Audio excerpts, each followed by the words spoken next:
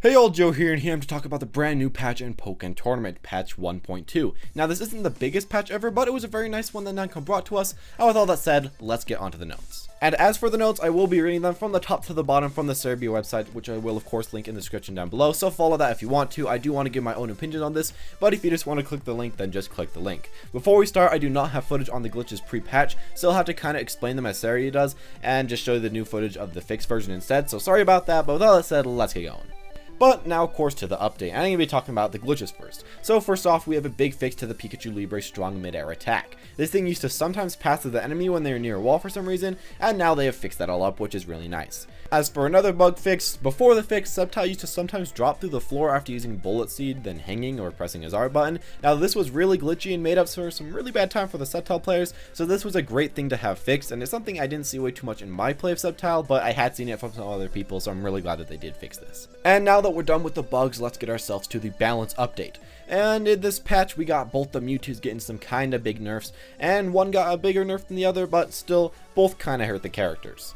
But let's get to the actual nerfs, starting off with Mewtwo. Now with him, he got his confusion nerfed pretty badly, making it harder to hit people in the air, making it harder to get a crit with it, and also making the stun in general just reduce a little bit on this move.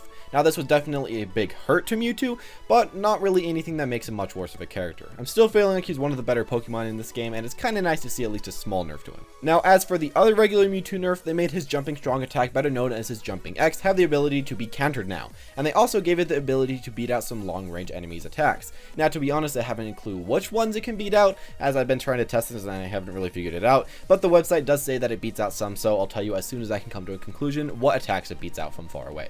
Now anyways, I'll say that this is a bit of a buff, but of course a bit of a nerf. Of course that attack was quite broken as it couldn't really be blocked, so it's nice to see that gone, but of course it did get the power from going through some new long range attacks, which is really nice and makes it better in a few situations. Overall, it's a pretty fair balancing idea, I'll say. Now we're off to Shadow Mewtwo, the unlucky soul that kinda got bodied, but let's start off with the less damaging stuff and then of course go to the worst. Now to start, the Miracle Eye has gotten an increase in lag in the field phase only, and this means that it can't be used quite as often and it isn't quite as safe. Luckily this doesn't apply to the dual phase, as you can still easily get some of those Miracle Eye canceling combos, but the nerf to the field phase does hurt him quite a bit. And as for the other Miracle Eye nerf, all the enhanced Miracle Eye projectiles have now gotten reduced shield damage. Now to me, I don't really know much about this. I didn't see way too many people complaining about the Miracle Eye having too much shield damage, but I guess Bandai saw it as a problem and of course changed it.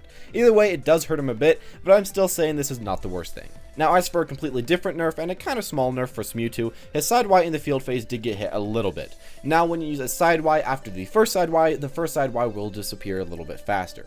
Still, this isn't the worst nerf, but it will kind of hurt him a little bit as it makes his field phase a little bit slower and you can't spam quite as much. This is kind of unnecessary in my eyes, but I can kind of see what they're going for. And finally, for the character nerfs, we got what we all wanted. The infinite back Y back A, the legend has been removed, and the move has been completely changed and overhauled, which is kind of weird. Now, the delay between using the attack and the Miracle Eye was obviously different, so then it wouldn't be able to be spammed as much, and the move got a really weird overhaul in the field phase. Now, the move back Y isn't a multi-hit move at all. It hits the enemy once and then puts them into a bit of stun that you can kind of hit the enemy out of. You can still somewhat combo into a homing attack if you're close enough, but that's kind of it. Other than that though, the Miracle Eye alteration of this move no longer is just a bigger radius and an infinite. Instead, it just does a bit more damage and then it sends you right into the duel phase. Now, I never really saw this coming, but I guess it is an okay change. A good thing about this is that it is now of course a lot easier to get a phase shift as smewtwo, which allows you to get your synergy burst a lot easier and get your recoverable HP back easier, so I guess that's fine. But this is a really weird nerf. All I really wanted was just to make some Miracle Eye couldn't really be used after a back Y once, but I guess this is good too. Now finally to the support changes, and first off we got the Reshiram and Cresselia set, which should get nerfed a little bit, which is very understandable. Cresselia is of course the same, but Reshiram got a damage reduction of 30, now going to only 102 damage instead of 132, and now when the attack is blocked it doesn't make the enemy shield red, which is really good. Now of course I really like this nerf, as I feel like almost everyone was choosing this guy online, so I'm glad that this nerf did come to be. And finally, we have the quick change to Umbreon. Now, for some reason, before the patch, sometimes the game made the enemy's attack seem to be like a Pachirisu attack when they used Umbreon, but now it always shows Umbreon's attack.